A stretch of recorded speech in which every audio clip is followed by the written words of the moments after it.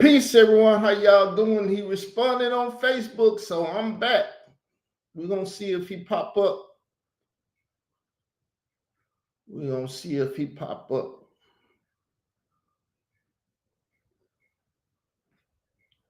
Put the battle music back on.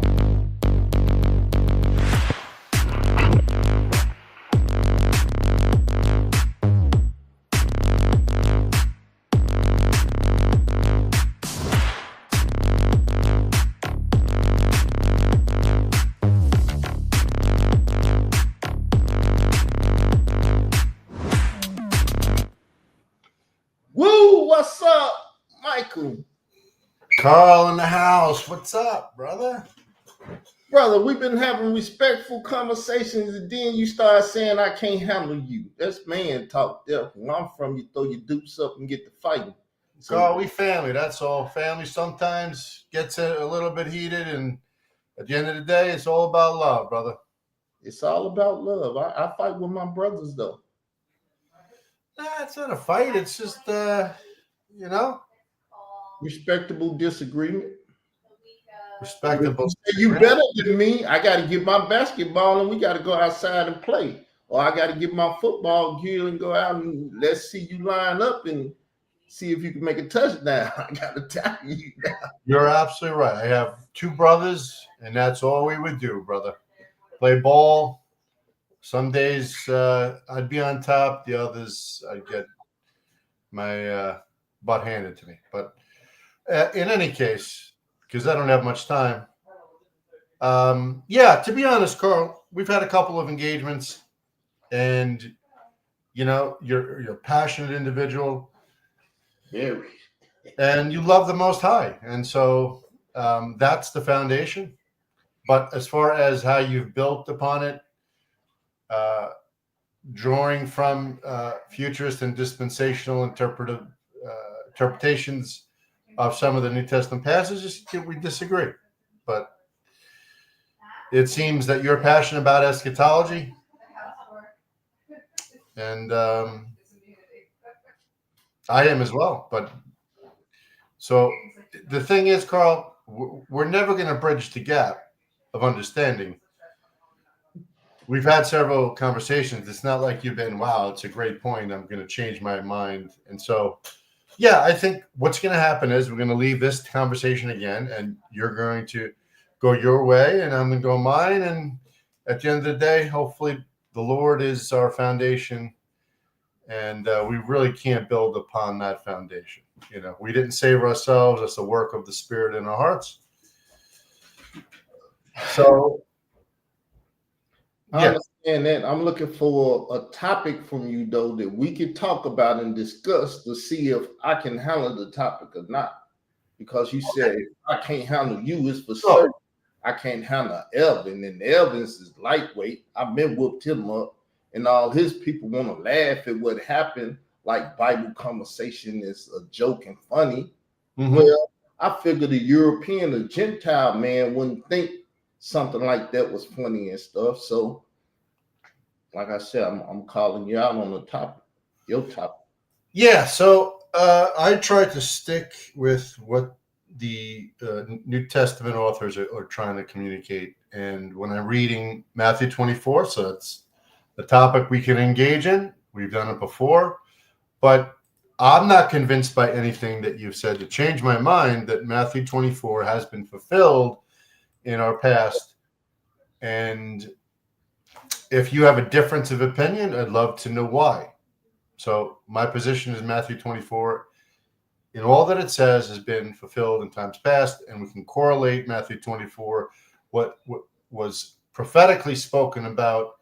We can literally read about its fulfillment in some of the writings of Josephus, even in the book of Acts, which is a late writing as the eschaton. Bible, man. I don't like any outside sources that Yeah, well, actually, it corroborates our faith. Like if you're in the Old Testament, right, when you read the prophecies about Babylon and Egypt and Persia, the fact is we don't have it fulfilled within the text. You go outside the text to see that it, I'm willing to allow going outside of the text or whatever. You need to prove your point. I just have to have my outside sources. well, if you, let's say you stick to the text, right? Okay. In Matthew 24, when Jesus says, listen, that temple in that day, it's amazing, it's beautiful. The disciples are like, look at this temple, the buildings. Jesus is like, you know what, my disciples, not one stone will be left upon another. And that's an allusion to judgment, and judgment against the temple or the land of Jerusalem and the people is a violation of Torah. So there's a lot, even in this one narrative, about the temple buildings and the You temple. know, this old school narrative said the people gonna be judged and the temple gonna be destroyed. You know, it's old school testament that says right. So when those things are fulfilled, it's fulfilling those prophecies, not the end of the age in the world or whatever terminology. Okay, so if the context is the temple, and then the disciples are like, well, when will these things be? What's the sign of your coming and the end of the age? That's how it should be rendered in the Greek. So, mind you, if the context is the temple, and they're asking these three questions, and Jesus answers them with these signs, right? Take heed that no one deceives you. There's many false Christs that are coming, wars and rumors of wars, famines, pestilences. And at that moment, he's a prophet, and prophecy already been written, and so he's just telling them this is going to be the fulfillment of that prophecy. Now, if you have to tie those prophecies in with the end of the world, which y'all like to say end of the age and stuff, then we dealing with another narrative on top of a narrative. Right. So if the context is the destruction of the temple, then, and Jesus is giving signs as to that event, leading up to that event, and we can read about those signs actually being fulfilled, and we can read about the destruction of the temple, what else there remains? If Jesus says that everything will happen in that generation, and it happened, well, praise God. That's an attestation of your faith and mine that Jesus is a true prophet. But faux preterists, so people think we're heretics, but I'm actually offering a higher Christology, because I'm saying my version of Jesus is a true prophet because what he predicted came to pass, as opposed to futurists or dispensationalists, the atheist or the Muslim or people who just read the text. They reject Christianity because they're like, well, this dude Jesus said he was coming in that generation, and he never did. I'm a statement or a paradox that most people have ever dealt with. I'm an Israelite and I'm a Christian. I'm the one that they was killing back then, so they can come with this stuff that the world have now, preterism, Roman Catholic theology, and all this dogma and stuff to mislead people. So I'm something that's never been seen before. Would you agree? Well, the New Testament, when it appeals to believers in Yeshua, there are a few references to them being called Christians. So I don't mind if someone is a natural descendant of Jacob and also is a Christian at the same time. That's what the first believers were for the first 7 years before Cornelius and the Gentiles came in. So right. I appreciate that you see that point of view, because I see the same. That's why I feel like we're brothers. But like I said, I fight my physical brothers. I just talking to what he was saying. We not brothers in the spiritual sense. I was like, but I knew where he was coming from, and I knew why he was coming from that direction. But I was like, hey man, if so and so, we gonna have to fight. yeah, no, it's all good, man. Listen, it's just that.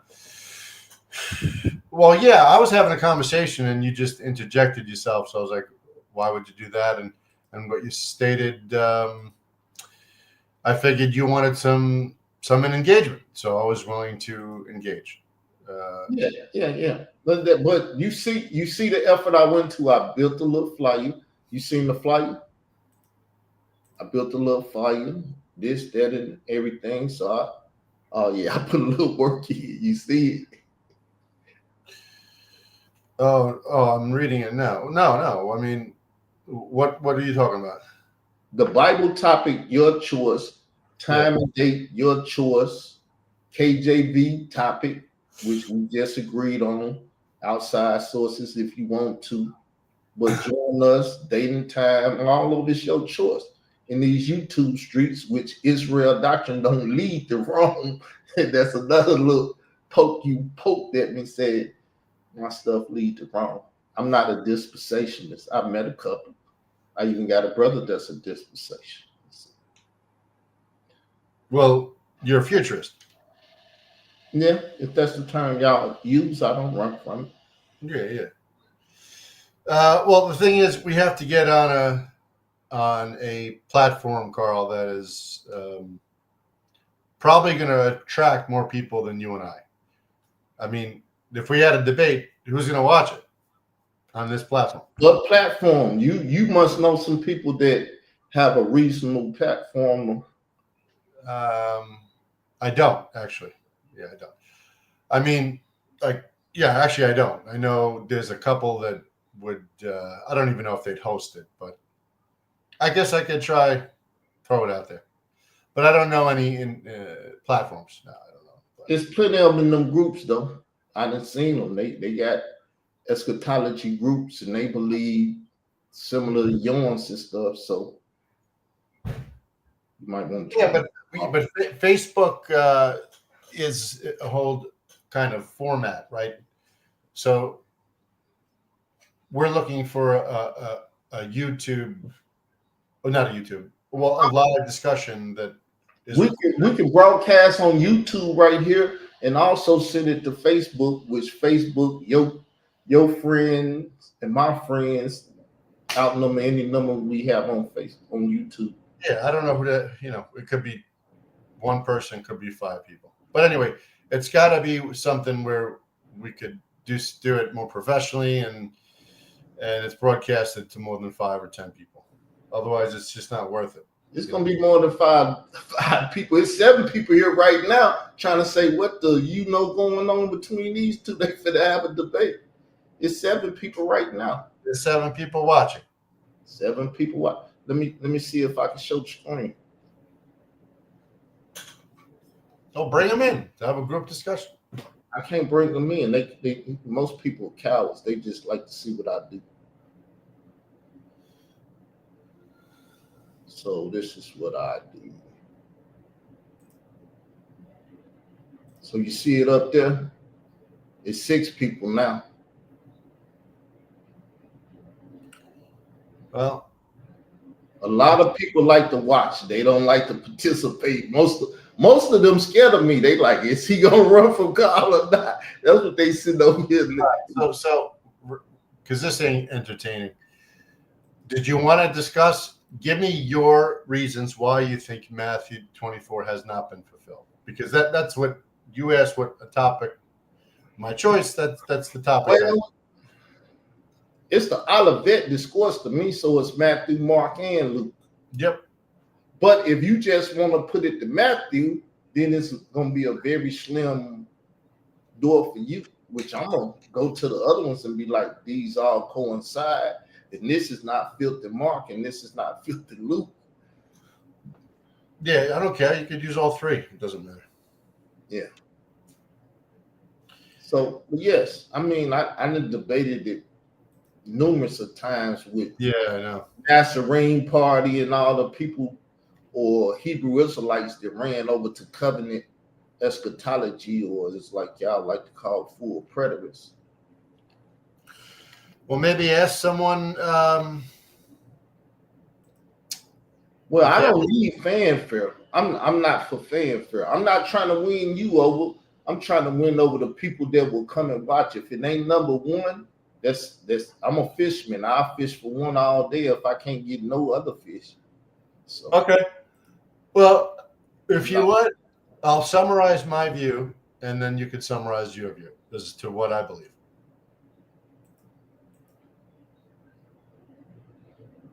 Did you want to do that or no? Yeah, I'm here. Okay. So my view is that all prophecy has been fulfilled, and a topic of discussion, because you can't deal with all prophecy, I wanted to go to Matthew 24, or the Olivet Discourse, because that's a huge part of what Christians today uphold as the meaty part of Christian eschatology. And my view is that when you look at Matthew 24, its context, you're going to see that the context, actually, I would go all the way to Matthew 21, possibly even Matthew 3, because there's going to be a meta-narrative that arises in which there's a judgment or a wrath or the day of the Lord that is coming. Matthew 3 is Elijah or John the Baptist. He's come on the scene because there's a great and dreadful day of the Lord that is imminent. Elijah or John the Baptist, he's not going to preach repentance to the people in 30 AD for a wrath to come in 2,000 years in the future. It has nothing to do with us. So narrow your view of the scriptures to their audience, their context, their situation. Very narrow, very narrow. When you see the olive tree, which is Israel, Ephesians, Carl, I believe that too. I got to land my plane, and then you can summarize. Oh, okay, my bad. Yeah, no, I'm trying to lay a foundation for why I believe what I believe. So maybe it's getting a little, I got to make it quick. Okay. So Matthew 24, Matthew 3, Jesus looks at the Pharisees, Sadducees, you better repent, for the wrath of God is about to come. And there's a fire that's coming. The axe is already laid to the root. It's not something like imminent or it's far in the future. Matthew 21 is a parable of the tenant. Jesus talks to the same religious leaders. Judgment is going to come upon you. You kill the prophets, you're going to kill the son. Matthew 22, it's the same narrative where God is going to send his armies and destroy those murderers and burn that city. Matthew 23, the same narrative, the Pharisees, Sadducees, all the blood that's been, and measure the guilt's been built up from Abel to Zechariah. Judgment is coming upon you and this generation. Look, your house is left to you desolate. Now you have Matthew 24. Well, it's all coming together. Here's the temple. It's beautiful. Jesus is like, not one stone to be left upon another. Now that's covenantal judgment. If the temple and the city and the people are going to be destroyed, that's because there's been a violation of the covenant. And so they're asking, when will these things be? The sign of your coming, end of the age. That's Semitic parallelism. 3 questions, not about 3 separate events spread out by thousands of years. It's all about the temple, its destruction. And Jesus is like, here are the signs. False messiahs, pestilences, earthquakes, wars, rumors of wars. He goes on to say that,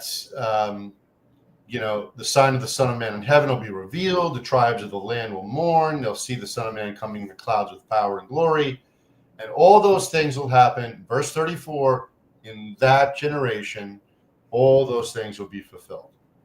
So wouldn't you know, and I'll land with this, that according to the historical record, we do have points of affirmation to say that there were earthquakes, false messiahs, pestilences, wars, rumors of wars. There were anomalies in the sky with angels and chariots and light hitting from the sky to the temple.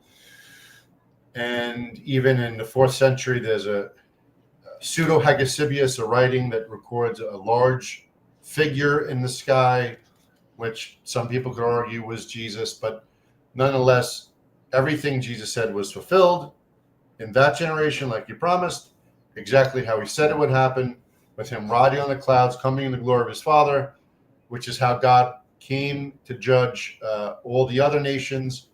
He's coming on chariots, on the clouds, using a foreign nation.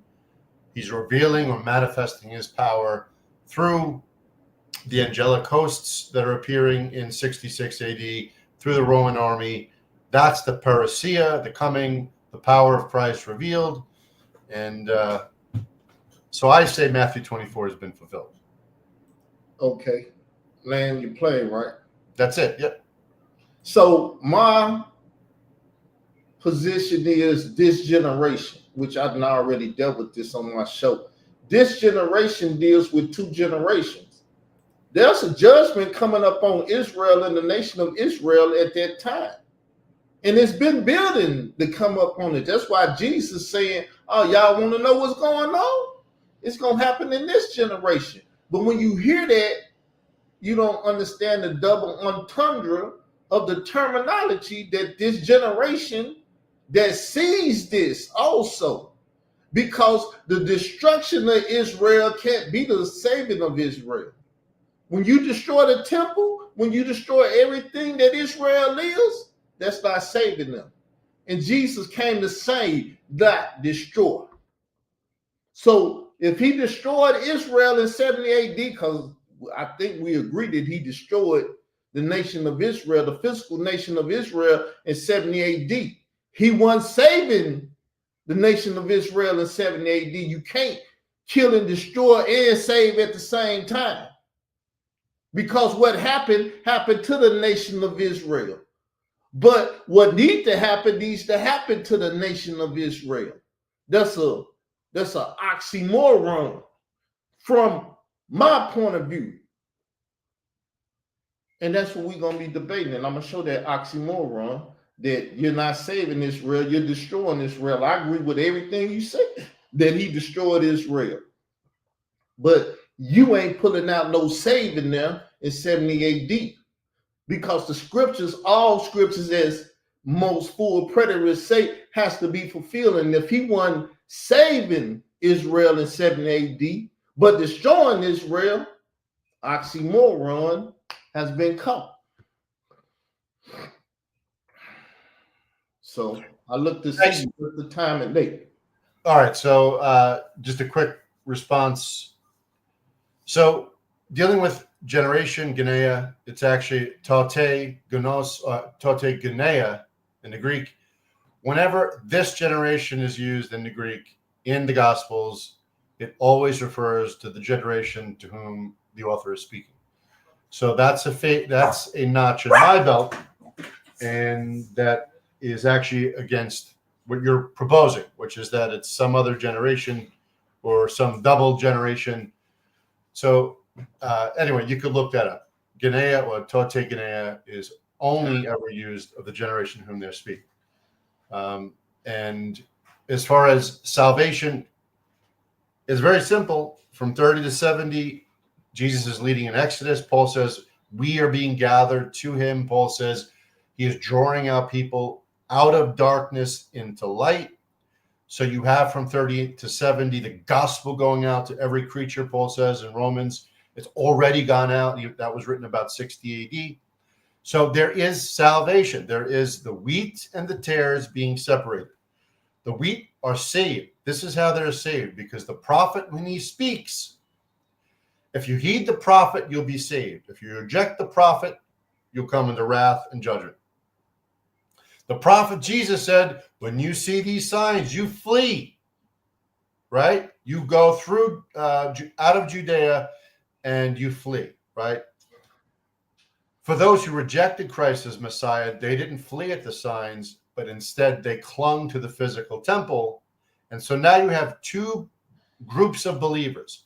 Those who trust in, like Galatians 4, they trust in Moses, they trust in the physical temple, they trust in the old covenant, in contrast to the heavenly Jerusalem who trusts in Christ, trusts in the new covenant. Who is going to come out as victorious, or which ones are going to be saved? The ones who fled at the signs in 78 or 66 to 70, well, they fled to safety. They were rescued. They were delivered. They were vindicated as the true sons of God who heeded the prophet. Those who did not heed the prophet You can read about it in Josephus. 1 million, 2 million Jews all over the known world who rejected the gospel are coming into the temple. So the tares are burned. The wheat is saved. The tares are burned. So in reference to your 2 points, they've been refuted. Totek and Ea only refused to the generation at that time, and there was salvation that occurred through that 30 to 70 Exodus period. And lastly, I think you made one other point. Hold on, let me capture it again. You kind of brought out this double entendre, and I want to know if you can answer the question: where in Matthew 24 do you see a break in context from the destruction of the temple to that age and that generation to some future temple or future judgment or future generation? It sounds like you're trying to set the debate up now like we're debating on the spot. I'm not debating nothing right now. I need a time and a date and a time. Oh, we're having a conversation. Well, it's a pre. I'm not looking at Matthew 24, and I don't sit down and study it to the point where I say all this all together is this, that, and that. I don't do that. I read the scriptures, and far as I'm concerned, from Genesis to Revelation is one story, one narrative. Man fall, man must be picking up from his fail and dust off. That's the whole story of the Bible. Adam fell, the second Jesus came, picked us up, and now we got to be saved. And those that believe on the second Adam will be saved. White, black, no, I'm not a racist. I grew up with European boys fighting and stuff. I got a little friend named Nick Whitehead. I'm not a racist, never been a racist, so I don't kick that racist nonsense that only Israel can be saved. But I'm into saving people. So okay. So but you did make the claim that you kind of see 2 things going on in reference to 2 different. Well, I have to lay it out. All right. So you're not ready to do that, correct? No, I'm on my T.I. Jay-Z sample. Bring it out. And on the day that we talk, I'll bring it out. To bring it out. All right. So you just brought me in to see, make sure. Oh, make sure you ready to fight. Did you agree to the fight? We gonna have a argument, a throwdown on the topic of Matthew 24. That's the only reason I wanted to speak to you. Yeah. Bring me in. The fight up first. Let's first recognize we're brothers. Yo, you had some qualms or issues, and yeah, we're family. I would even call you Israel, but you probably wouldn't accept it. Oh, I got Jesus DNA in me. And the second thing is to maybe agree to a future time where we can have a more formal debate.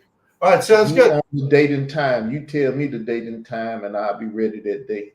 Sounds good. We'll have to get a platform, one that basically can get more eyes and ears out. And I'll look into that, Carl. All right. So I'm going to go. I'm going to work out and get some prayer and word in. And for the fight, huh? You're going to work out, get ready for the fight. Huh? Yes. Ready for the Carl challenge. All right. Sounds good, my brother. Peace and grace to you. I love you, bro. We'll talk later. Peace. All right, y'all. So he will set the date and time. There's a fight coming. There's a fight coming. There's a fight coming.